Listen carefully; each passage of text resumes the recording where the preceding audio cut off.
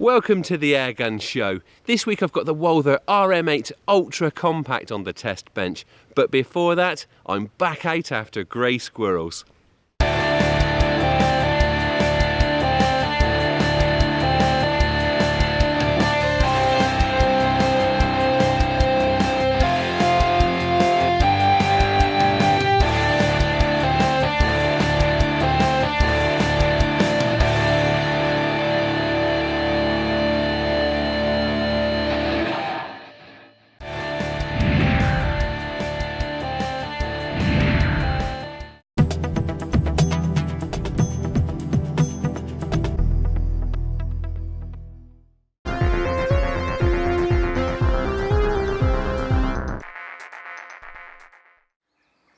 Right, I'm out on another squirrel shoot today. Now, we're often asked, why is it that we're controlling grey squirrels? And I thought I'd just take the time at the start of today's hunt just to explain some of the reasoning behind what we do. Now, these woods, like many others, they're managed for pheasant shooting, as well as conservation and timber production. Now, there are numerous pheasant feeders out in these woods, and through the winter, the grain that's put in them is plundered by grey squirrels, which obviously costs the shoot a heck of a lot more money. But that really is the absolute tip of the iceberg. Now, grey squirrels are opportunistic predators, so through the spring and summer months, they're feeding on the eggs and chicks of songbirds and game birds. They're also out competing native wildlife, including dormice, and obviously our native red squirrel, for food sources, so they're just sort of bullying them back and compromising them in that way. Now, the most evident impact caused by grey squirrels is actually the damage that they cause to trees, and it is really apparent here in a relatively new plantation. It's a couple of acres of native hardwoods which should have been really beneficial to native wildlife, as well as timber production too. But because of bark stripping by grey squirrels, which habitually strip back the bark of trees so that they can feed on the sap that flows beneath, now that cuts off the flow of nutrients up and down the tree and basically kills the isolated part of that tree. The tree behind me has basically completely lost its centre, so that's seriously compromised in terms of its wildlife value and ultimately its timber value. And as you look a lot more closely at this plantation, virtually every tree here has been damaged by grey squirrels, and several of them have been completely killed. So that's why we're controlling the squirrels, and the kit I'm going to be using to do that today is one of my regular setups. The gun is the Zebroya Hortesia, really nice compact carbine with a straight pull bolt action for really fast reloading with the multi-shot magazine. I've coupled that with the PAO Emerald Swap compact scope, and again it's just a really nice compact lightweight scope that couples really well with this gun. And as ever, that's held on with Sports Match scope mounts. It's a brand of scope mounts that I've got a lot of faith in, and it just guarantees to me that everything is held really securely in place, even if it gets a few knocks and bumps. So that's the hardware. Let's get into position, see if we can't bag a few squirrels. Right, well, I'm in position now, so I don't want to talk too much, but I'll just explain a little bit about the setup. Now, I'm targeting a feeding station, and you may recognise it's actually a site that we were shooting from a few weeks ago in an episode where I managed to shoot about 10 squirrels in a relatively short space of time. Now, although spring is upon us now, the feeder's loaded with peanuts and they've still got a lot of attraction. The squirrels are still coming. I've been back and shot it once since, managed to shoot 6 squirrels. That's quite a good sign because it shows that those squirrels are in decline, less than the first time I was here. But the peanuts are still going down, so there are still squirrels targeting it. So it's just a question of seeing how it goes today, and hopefully we'll get a few shots.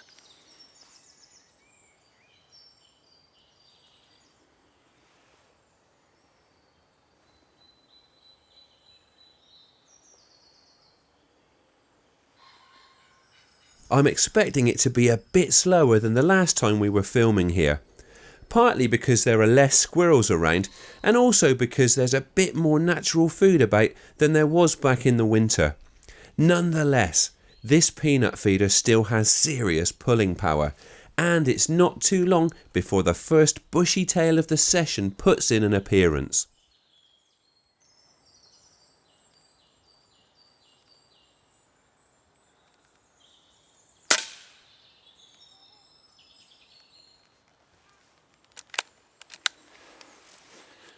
we didn't have to wait very long for that one.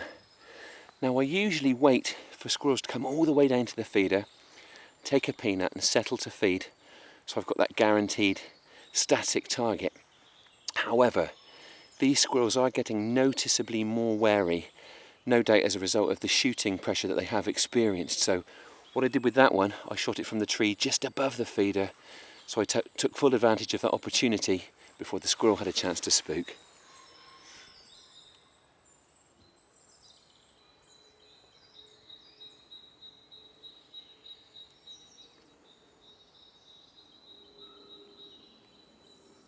It is noticeably quieter than previous sessions, and that's a good sign. The aim is to drive down grey squirrel numbers, and not just by a few. But these destructive little rodents have got a real hold here, and any amount is too many.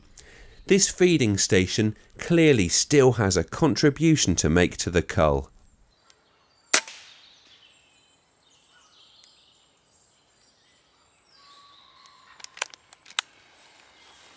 Well, that one was straight on the feeder. To be honest, I didn't even see it arrive. I was looking around, looked back at the feeder, and it was there. It did dangle for a little bit, but it was a really clean headshot. Struck it straight between the eyes. It wouldn't have known what hit it.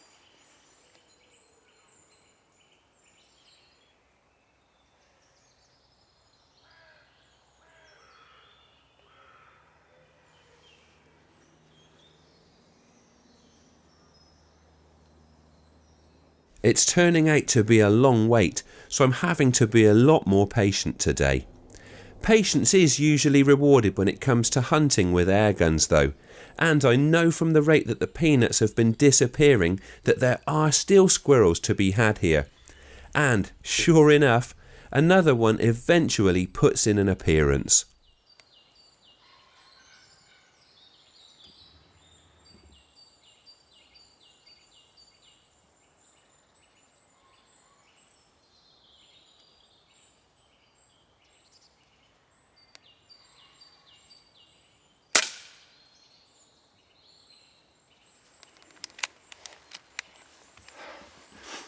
That was a bit of a twitchy one.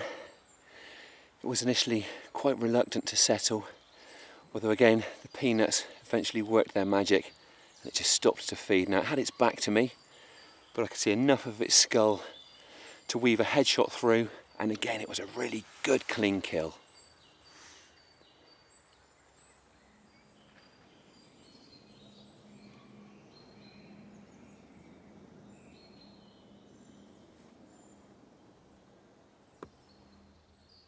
I really am having to sit through some long quiet spells today, and I'm hoping that my persistence will continue to pay off.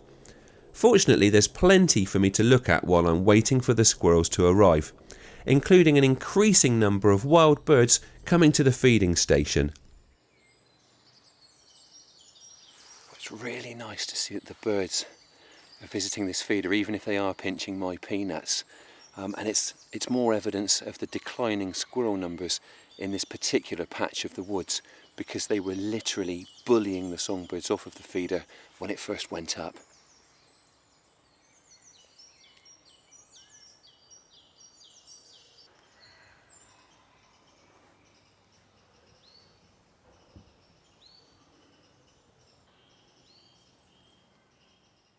As nice as it is to see the songbirds getting a chance to feed from the hopper, the coast still isn't entirely clear for them. Grey squirrels will always try to dominate food sources, and there are still a few homing in on this one.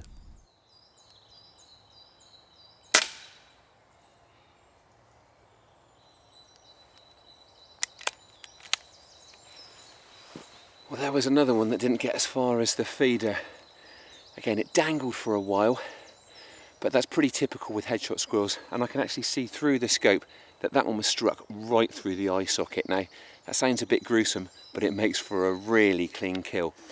Now, there was actually quite a wait for that one, which again I'm hoping is just another sign of the decline in squirrel numbers in this area.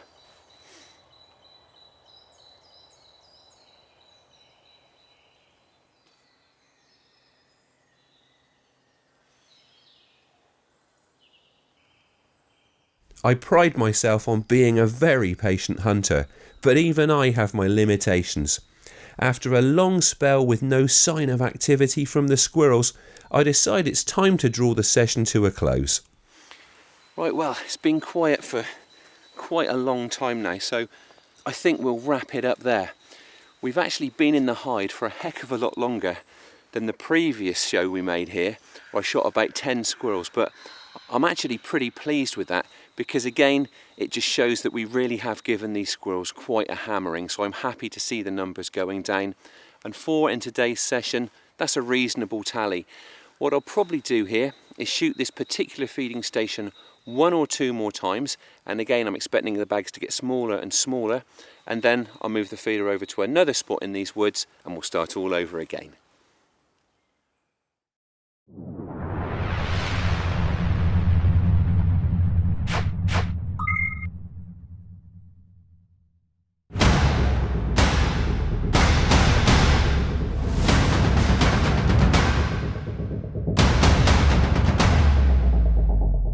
More squirrels falling for the peanut feeder there. And now it's the Airgun Show news. This is the Airgun Show news. The government is considering raising the price of a firearms licence. The Home Office has announced that a review of fees will take place next year, after police chiefs claimed they were subsidising the firearms licensing system. The Countryside Alliance said the timing of the review couldn't be worse, when the current licensing process lies in tatters and the shooting community receive a subpar service. Online petitions could be the next big threat to field sports, and as the Countryside Alliance found, their numbers don't tell the whole story. A recent petition to ban pheasant shooting on Welsh public land gained 12,700 signatures, but the Alliance discovered that 7/8 of these were from postcodes outside Wales. And in Scotland, 98% of responses to a consultation on hunting with dogs came from 5 organised campaigns, and the government has no idea who the respondents really are or if they even exist. The build-up to the shooting events at the Tokyo Olympics has officially begun. British Shooting released its selection policy this week. Now, Britain's Olympic airgunning hopefuls know which events will be used to help the selection panel pick who's going. And the next one is the World Cup in Beijing, starting in just 3 days. A host of international and domestic events will be used as part of the selection process. For the full list, head to britishshooting.org.uk. And finally, brush up on your crow shooting know-how in the latest issue of Airgun Shooter, out today. With Matt Manning on the front cover, it's got all the Corvid control tips you need for this May, plus tests of 2 Winchester licensed springers and a Beretta CO2 pistol. And don't miss a group test of 4 chronos and a guide to setting up your rifle the right way. Get Airgun Shooter and good news agents, or save money by subscribing today. That was the Airgun Show news.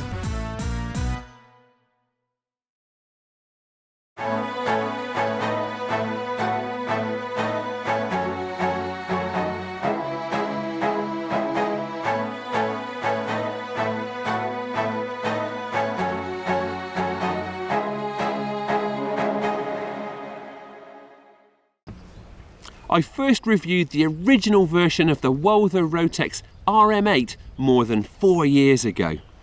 That gun went on to earn itself the reputation of being one of the best affordable pre-charged airguns on the market. That makes it quite a tough act to follow, but this week's review gun steps it up by several notches. It's the RM8 Ultra Compact, and it retails for a very competitive £449.99. The Ultra Compact, or UC, sits in an ambidextrous synthetic stock, and it's a pretty good one. The fore end is nice and long, and it's equipped with an integral Picatinny type accessory rail. The pistol grip, which is a thumb hole configuration, has a nice wide palm swell, and its steep rake makes for a very good trigger attack. Very importantly, the thumb hole cutaway is large enough to accommodate large hands. The stock also features stylised patches of sharp stippling, which makes for a really secure grip even when wet. They're present on both sides of the pistol grip and extend right around the underside of the fore end. The cheek piece is hogback style and nice and high, making it ideal for scope use. The back end of the stock is capped with a soft, ventilated rubber recoil pad. Obviously this gun has a recoilless firing cycle, but that soft rubber pad makes for a really comfortable point of contact with your shoulder. Build quality is excellent and, like the original, this airgun looks and feels very robust. It weighs in at a reassuringly solid 3.8 kilos without a scope fitted and measures a pretty compact 91 centimetres, making it great for hide shooting. It is a little front heavy, but it still feels great in the shoulder and is generally a very pointable little airgun. Engineering appears to be of a high standard and the black finish of the metalwork looks very good. I always like to see a nice long scope rail with no interruptions, and one thing I really like about this one is that it's nice and low so you can mount the scope really close to the bore. The shortened barrel on this variant of the RM8 is fitted with the new K3 Neo silencer from Umarex. It certainly enhances the gun's looks and also does a very good job of keeping the muzzle report quiet. It even unscrews to reveal a 1/2 inch UNF thread, so you could even fit a silencer or muzzle brake of your own choice. Filling is by means of a quick fill probe which pushes in through the underside of the stock. A 200 bar fill gives around 180 shots in .22 caliber and about 160 in .177, and that's with a muzzle energy of around 11.4 foot-pounds on the test gun. And it's consistent thanks to its regulated action. There's a clearly marked pressure gauge positioned right next to the inlet, so it's easy to keep an eye on your air levels. This gun runs a very reliable 8-shot magazine. To remove it, you pull the side bolt all the way back and then pull back the retaining switch that's positioned beneath it. The magazine then pulls out from the left. Pellets are loaded nose end first with the silver cog facing towards you. When the magazine's fully loaded, you push it back in from the left, return the retaining switch, then push the bolt all the way forwards and you're loaded and ready to shoot. Because the magazine sits within the action, there's no risk of it getting in the way of the scope. The loading mechanism is driven by a side bolt action which has been revamped with a bigger bolt handle that makes it even smoother and quicker to operate. The rearward stroke of the bolt cocks the gun and engages the automatic safety catch. The forward stroke then indexes the magazine and probes home a pellet into the breech. It's evolved into a really slick mechanism. The trigger blade is made from a composite material. It's got a nice profile and I think it works just as well as a metal blade. It's a 2-stage unit and it's adjustable. Straight out of the box, this one felt pretty good, with just about the right amount of length and weight of pull. The first stage comes to a distinct stop before the second stage breaks predictably and with just a tiny amount of creep. The safety catch is positioned at the rear of the action and it can be reset without recocking the gun. It's safe when it's in the rearward position and you have to depress the small switch in the centre of the button to thumb it forwards when you're ready to shoot. It's an additional level of safety that just prevents that catch from becoming accidentally disengaged. So that's an overview of the features that you get for the RM8 Ultra Compact's asking price of just under £450. Let me show you what it shoots like.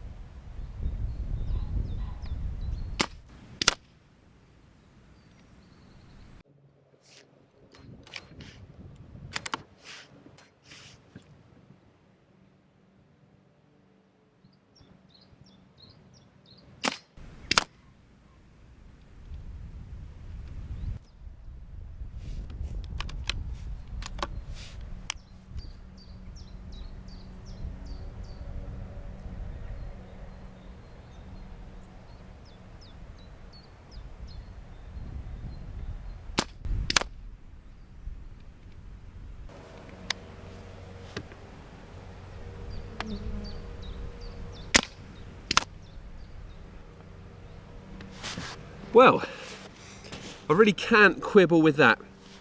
That target's out at 30 metres.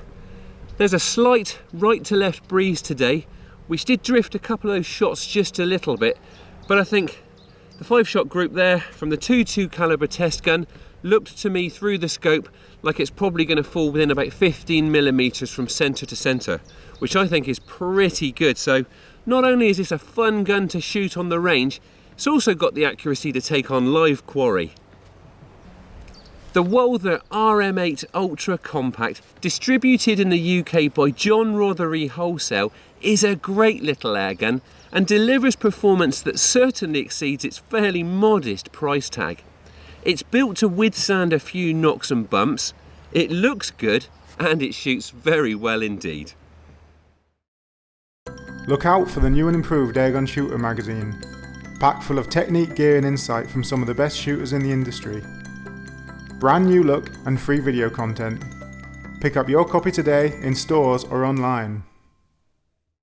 That's all for this week, but we'll be back again in a fortnight. Thank you for watching, and please don't forget to like us on Facebook and follow us on Twitter. And if you aren't already a member of the BASC, have a look at their website and check out the benefits you could be taking advantage of through Airgun membership.